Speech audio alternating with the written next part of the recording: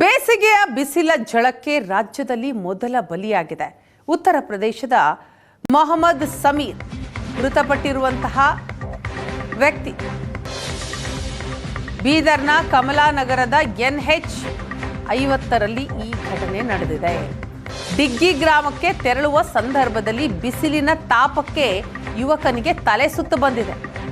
ಅಂಗಡಿಯೊಂದರಲ್ಲಿ ನೀರು ಕುಡಿದು ವಿಶ್ರಾಂತಿ ಪಡೆದಿದ್ದ ಸಮೀರ್ ನಂತರ ಚೇತರಿಸಿಕೊಂಡು ಮುಂದೆ ಸಾಗುವಾಗ ತೀವ್ರ ಬಳಲಿಕೆ ಆಗತ್ತೆ.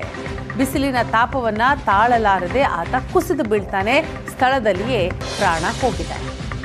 ಹೆದ್ದಾರಿ ಬದಿಯಲ್ಲಿ ಬಿದ್ದಂತಹ ಪರಿಣಾಮ ಯಾರ ಗಮನಕ್ಕೂ ಕೂಡ ಬರೋದೇ ಇಲ್ಲ. 2 ದಿನದ ನಂತರ ರಸ್ತೆ ಪಕ್ಕನೇ ಆತ ಮೃತಪಟ್ಟಿರೋದು ತಿಳಿದು ಬರುತ್ತೆ.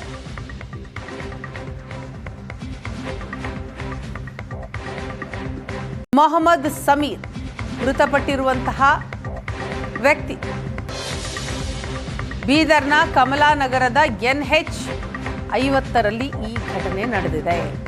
ದಿಗ್ಗಿ ಗ್ರಾಮಕ್ಕೆ ತೆರಳುವ ಸಂದರ್ಭದಲ್ಲಿ ಬಿಸಿಲಿನ ತಾಪಕ್ಕೆ ಯುವಕನಿಗೆ ತಲೆ ಸುತ್ತು ಬಂದಿದೆ. ಅಂಗಡಿಯೊಂದರಲ್ಲಿ ನೀರು ಕುಡಿದು ವಿಶ್ರಾಂತಿ ಪಡೆದಿದ್ದ ಸಮೀರ್ ನಂತರ ಚೇತರಿಸಿಕೊಂಡು ಮುಂದೆ ಸಾಗುವಾಗ ತೀವ್ರ ಬಳಲಿಕೆ ಆಗತ್ತೆ. ಬಿಸಿಲಿನ ತಾಪವನ್ನ ತಾಳಲಾರದೆ ಆತ ಕುಸಿದು ಬೀಳ್ತಾನೆ. ಸ್ಥಳದಲ್ಲಿಯೇ ಪ್ರಾಣ ಹೋಗಿದೆ. ಹೆದ್ದಾರಿ ಬದಿಯಲ್ಲಿ ಬಿದ್ದಂತಹ ಪರಿಣಾಮ ಯಾರ ಗಮನಕ್ಕೂ ಕೂಡ ಬರೋದೇ ಇಲ್ಲ. 2 ದಿನದ ನಂತರ ರಸ್ತೆ ಪಕ್ಕನೇ ಆತ ಮೃತಪಟ್ಟಿರೋದು ತಿಳಿದು ಬರುತ್ತೆ.